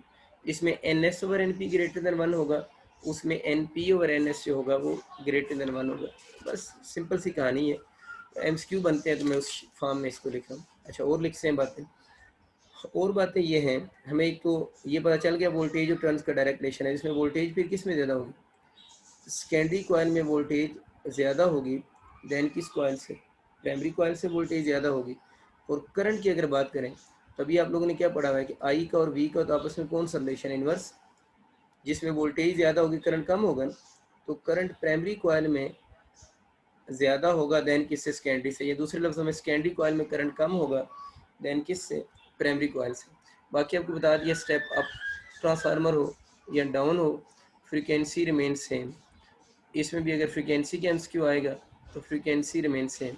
वापस आते हैं, इसमें देखिए नंबर ऑफ टर्न्स प्राइमरी में ज़्यादा है, तो इसमें क्या होगा, प्राइमरी की वोल्टेज जो होगी वो ज़्यादा होगी सेकेंडरी की वोल्टेज से। और वही बात क्या, आई और वी का इन्वर्स रिलेशन है, तो जिसमें वोल्टेज कम है उसमें करंट ज़्यादा होगा ना, तो इसमें करंट किस में ज़्यादा होगा, सेकेंडरी कॉइल में करंट ज़्यादा होगा देन किस कॉइल से, प्राइमरी कॉइल से। तो ये बच्चों चंद बेसिक्स MCQ है जो आप लोगों ने याद रखने हैं। अक्सर बच्चों में से पूछते हैं सब स्टेप अप ट्रांसफार्मर में पावर ज़्यादा होगी या स्टेप डाउन में। देखिए, अगर स्टेप अप ट्रांसफार्मर आइडियल है तो इनपुट और आउटपुट की पावर बराबर होगी, लेकिन अगर step up transformer real transformer है तो फिर इनपुट की पावर ज़्यादा होगी देन किसकी पावर से, आउटपुट की पावर से। अच्छा, नेक्स्ट अगर हम इसमें बात करते हैं तो इसमें बात करते हैं दोबारा टाइप्स ऑफ ट्रांसफार्मर ही पढ़ते हैं, यानी टाइप्स ही पढ़ते हैं ट्रांसफार्मर की। लेकिन अब जो ट्रांसफार्मर की टाइप्स पढ़ेंगे, वैसे थोड़ी देर पहले मैंने पढ़ा तो दी थी, वैसे बेस ऑन पावर जो भी थोड़ी देर पहले पढ़ा रहा था वही दोबारा लिख रहा हूँ। ट्रांसफार्मर की पावर की बेस पे जो टाइप्स होती हैं वो मैंने आपको 2 पढ़ा दी थी, उनको जल्दी से रिवाइज कर लेते हैं। उनमें से एक टाइप होती है आइडियल ट्रांसफार्मर, और दूसरा मैंने आपको पढ़ा है जो होता है वो रियल ट्रांसफार्मर होते हैं। आइडियल ट्रांसफार्मर एक ऐसा ट्रांसफार्मर होगा जिसमें आउटपुट की जो पावर होगी वो इक्वल टू होगी इनपुट की पावर से। और रियल ट्रांसफार्मर तो आपको मैंने बता दी है, इसमें इनपुट की पावर ज़्यादा होती है किससे, आउटपुट की पावर से। तो आइडियल ट्रांसफार्मर में आउटपुट और इनपुट की पावर आपस में बराबर होती हैं। अब एक एफिशिएंसी होती है, एफिशिएंसी का फॉर्मूला होता है power output divided by power input और मल्टीप्लाई बाय 100%, अगर परसेंटेज एफिशिएंसी लिखें। तो देखिए, आइडियल ट्रांसफार्मर में तो आउटपुट और इनपुट बराबर हो गई ना, ये आपस में कैंसिल हो जाएंगी। तो आइडियल ट्रांसफार्मर की जो एफिशिएंसी होती है वो 100% होती है, या हम उसको 1 लिख सकते हैं। तो आइडियल ट्रांसफार्मर की एफिशिएंसी 100% होगी। जो रियल ट्रांसफार्मर होता है ना, उसकी एफिशिएंसी नॉट इक्वल टू क्या होगी, 100%। 100% नहीं होगी बल्कि उससे लेस होगी। वैसे नॉर्मली जो आइडिया रियल ट्रांसफार्मर होते हैं ना, उनकी वैसे बात कर रहा हूँ, मैक्सिमम एफिशिएंसी जो जाती है वो 99% तक जाती है, 100% उनकी नहीं हो सकती। ठीक है, तो अब यूँ कह सकते हैं कि इसकी एफिशिएंसी जो होगी वो 100% नहीं होगी बल्कि 100% से कम होगी। तो एफिशिएंसी फिर 1 भी नहीं होगी, तो फिर हम क्या बोलेंगे, एफिशिएंसी क्या होगी, लेस देन 1 होगी। ये बात भी याद रखना, 1 का मतलब क्या होगा, 100% ना, तो हम ये बोलेंगे इनकी जो एफिशिएंसी होगी वो 100% से क्या होगी, लेस होगी। वापस इधर आते हैं, देखिए पावर आउटपुट की अगर हम बात करें तो पावर आउटपुट पावर का क्या फॉर्मूला होता है, आई इंटू वी होता है। तो आउटपुट पे करंट सेकेंडरी और वोल्टेज भी सेकेंडरी होगा। पावर इनपुट का फॉर्मूला क्या होगा, प्राइमरी की चीज़ें लिखेंगे, आई वी, इसके साथ भी प्राइमरी लिख देंगे, इसके साथ भी प्राइमरी। तो अगर आउटपुट पावर के क्वेश्चन आ जाते हैं या इनपुट पावर के क्वेश्चन आ जाते हैं तो इस डेटा से आप उनको कैलकुलेट कर सकते हैं। इनपुट पावर भी कैलकुलेट हो जाती है, आउटपुट पावर भी। लेकिन अगर ये आइडियल ट्रांसफार्मर हो तो एक चीज़ तरह नोट करें, आइडियल ट्रांसफार्मर में तो आउटपुट की पावर बराबर होती है इनपुट की पावर से। लेकिन ये जो भी बात कर रहा हूँ ये सिर्फ आइडियल ट्रांसफार्मर के लिए है। तो उसमें क्या कर सकते हैं आप लोग, एक तरह चीज़ नोट कीजिएगा, पावर आउटपुट इक्वल टू, अब मैं पावर इनपुट का अगर डाटा यहाँ पुट कर दूँ तो पावर इनपुट क्या होती है, I P into V P नहीं होती। तो आइडियल ट्रांसफार्मर में तो आउटपुट की पावर भी जो होगी वो इनपुट के डाटा से भी कैलकुलेट हो सकती है, क्योंकि बराबर है ना दोनों। इसी तरह अगर मैं पावर इनपुट को इधर लिखा रहने दूँ और इधर मैं पावर आउटपुट की वैल्यू पुट कर दूँ, तो आई एस इंटू क्या हो जाएगा, वी एस। तो ये बातें, ये जो है ना, आप इनको इंटरचेंज करके भी क्वेश्चन सॉल्व कर सकते हैं। डिपेंड करता है ना क्वेश्चन में आपको कैसा डाटा गिवन है। लेकिन ये वाली फैसिलिटी सिर्फ किसके लिए है, आइडियल ट्रांसफार्मर के लिए है। रियल ट्रांसफार्मर में ऐसा नहीं होता, ठीक है ना। रियल ट्रांसफार्मर में तो ये बराबर ही नहीं है ना, तो जब ये दोनों इक्वल ही नहीं है तो इनको एक दूसरे से रिप्लेस नहीं किया जा सकता। उम्मीद आपको ये कंसेप्ट समझ आ चुका होगा। इनके न्यूमेरिकल प्रॉब्लम्स आएंगे, इनके न्यूमेरिकल प्रॉब्लम्स आएंगे, सिंपल से वैल्यूज पुट करनी होती है, कोई टेक्निकल बात नहीं है। अच्छा, आगे अगर फर्दर इसमें मैं और बात करूँ तो मैं इसी क्वेश्चन में वैल्यूज पुट करता हूँ, बेसिक जो अपनी इसकी वैल्यूज़ है। तो इसमें वैल्यूज पुट करें तो क्या हो जाएगा, आउटपुट के लिए आई एस वी एस, और इसमें अगर वैल्यूज पुट कर दूँ तो I P V P, voltage और करंट को अलहदा कर दूँ तो we S over V P, ये क्या बन जाएगा, I P over I S. इस फार्मूले से भी आपको वही पुरानी बात दोबारा प्रूव हो गई है ना, कि ट्रांसफार्मर में जो वोल्टेज है ना, ट्रांसफार्मर में जो वोल्टेज होगी उसका करंट के साथ कौन सा रिलेशन है, इनवर्स रिलेशन। ट्रांसफार्मर में वोल्टेज का करंट के साथ इनवर्स रिलेशन होगा। देखिए वी एस आई एस के साथ इनवर्स, वी पी का आई पी के साथ इनवर्स। ये वाला जो फार्मूला है ना, ये सिर्फ आइडियल ट्रांसफार्मर के लिए होता है। यानी ये वाली बात सिर्फ किस ट्रांसफार्मर के लिए, आइडियल ट्रांसफार्मर के लिए, ठीक है। जो दूसरी थोड़ी देर पहले मैं बात कर रहा था ना, कि वोल्टेज का नंबर ऑफ टर्न्स के साथ डायरेक्ट रिलेशन है, अगर इसको भी इक्वेशन बनाएं तो क्या इक्वेशन बनेगी, V S over V P equal to क्या हो जाएगा, N S over N P. ये वाला फार्मूला बोथ के लिए है, बोथ आइडियल एंड रियल। मतलब ये वाला फार्मूला दोनों ट्रांसफार्मर के लिए होता है, आइडियल ट्रांसफार्मर के लिए भी, रियल के लिए भी। लेकिन ये वाला फार्मूला सिर्फ किस ट्रांसफार्मर के लिए है, रियल ट्रांसफार्मर के लिए होता है। हमारे क्योंकि क्वेश्चन जनरल आइडियल के ही आते हैं, तो हम उसमें ये कहते हैं कि जो मैंने शुरू में बात की थी ना, मैंने क्या लिखा था, वोल्टेज का टर्न के साथ आप डायरेक्ट लिख लो, और इधर से देखिए वोल्टेज का करंट, सॉरी यार, वोल्टेज का टर्न के साथ डायरेक्ट लिख लो, और वोल्टेज का करंट के साथ आप क्या लिख लो, इनवर्स लिख लो। तो इसको आप अगर पूरे को इक्वेशन की फॉर्म में लिख रहे हैं तो आपके सारे न्यूमेरिकल इससे सॉल्व हो जाते हैं। वैसे इसके न्यूमेरिकल या इस फार्मूला के आ रहे होते हैं, या इसके न्यूमेरिकल इस फार्मूला के आएंगे।